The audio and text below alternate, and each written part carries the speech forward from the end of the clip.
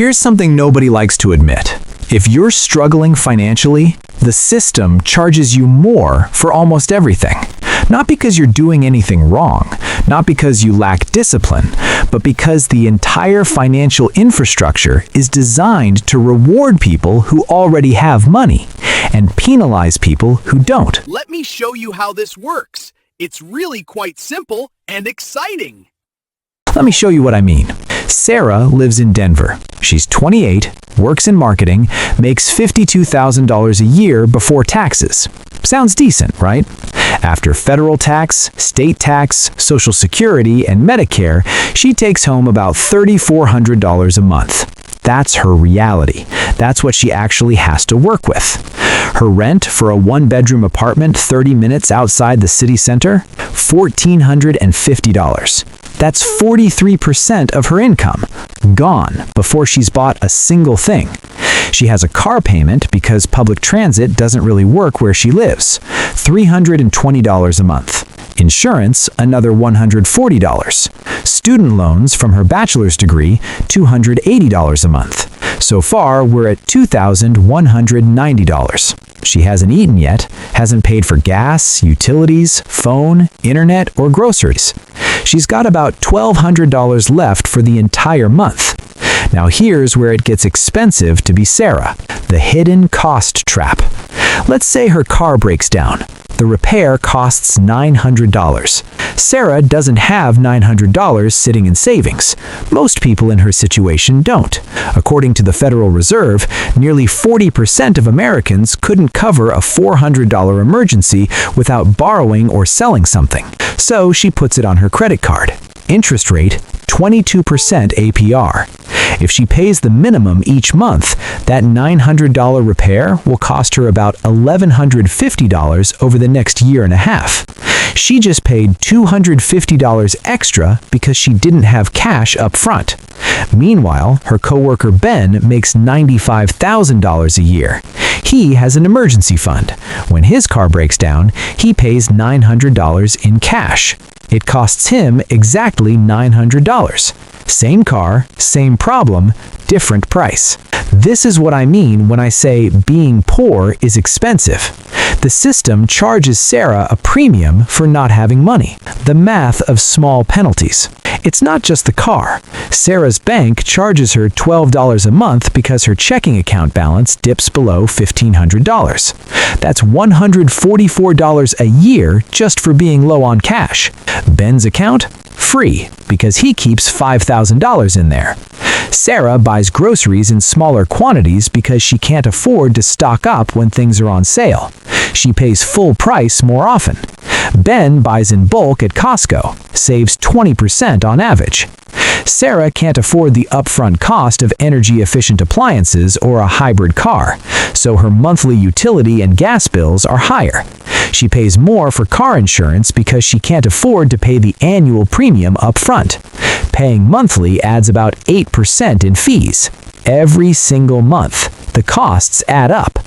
Over 1 year, these little penalties, overdraft fees, interest charges, inability to buy in bulk, higher insurance payments, cost Sarah an extra $2,000 to $3,000 compared to someone like Ben. That's nearly a full month's salary, just evaporated. Not because she's irresponsible, because she doesn't have enough margin. Why this happens? The psychology. There's a concept in behavioral economics called scarcity mindset. When your brain is constantly managing scarce resources, time, money, mental energy, it actually impairs your decision-making. Not because you're less intelligent, but because you're operating under cognitive load. Sarah isn't thinking about whether buying that $6 latte is a good long-term financial decision. She's thinking, I've had a terrible week, I deserve this small thing that makes me feel normal. And she's not wrong. That's a completely human response. But here's the trap. When you're financially stretched, every decision feels high stakes. So you're either paralyzed and avoid dealing with money entirely, or you make short-term emotional decisions just to cope.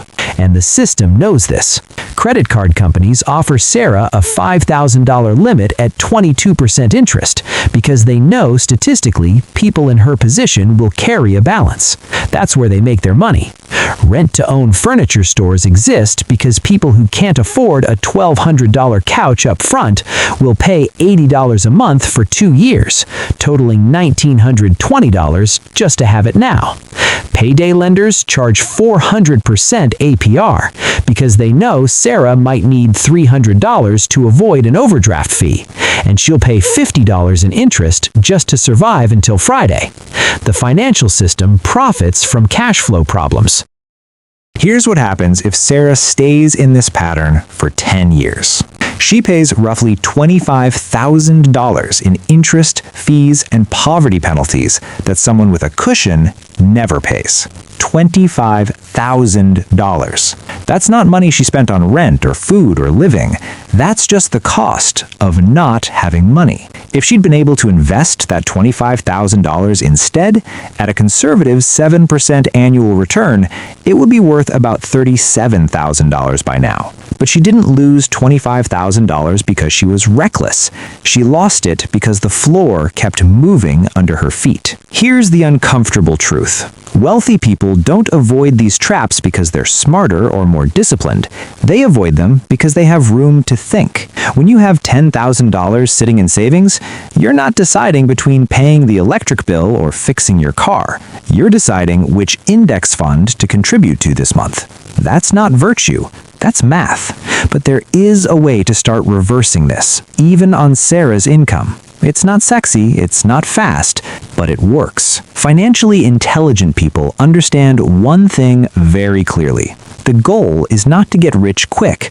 The goal is to stop bleeding money to the system. That means priority 1 isn't investing. It's building a small cushion, $500, then $1,000, so the next surprise doesn't cost you double. Priority 2 is killing high-interest debt. Not all debt, just the kind that's compounding against you at 18%, 22%, 25%. That's a financial emergency, not an inconvenience. Priority 3 is avoiding new lifestyle traps. This is the hard one, because when you get a raise, the instinct is to finally breathe and spend. But if Sarah gets a $5,000 raise and increases her rent by $200 a month, she's back in the same cycle, just with a nicer apartment.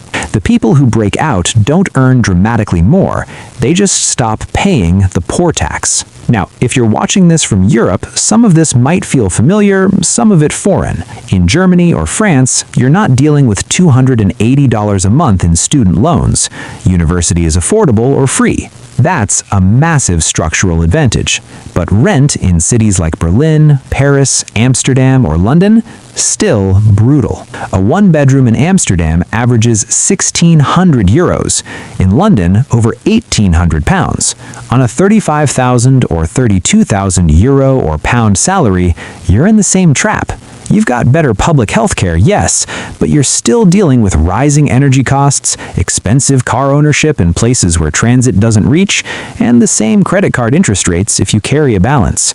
The poverty tax is international. The details change, the pattern doesn't. I'm not telling you this to make you feel hopeless. I'm telling you this because once you see the system clearly, you stop blaming yourself for things that aren't your fault. Sarah isn't failing. The game is just rigged in a way that makes it harder to win when you start with less. But understanding that is powerful, because now she knows where the leaks are. She knows that paying $12 a month in bank fees is fixable. She can switch to a no-fee online bank. She knows that carrying a balance at 22% is lighting money on fire. Even paying $20 extra a month cuts years off that debt. She knows that the next time she gets a raise, the smartest thing she can do is not change her lifestyle for 6 months. Just bank the difference. Build the cushion. These aren't hacks.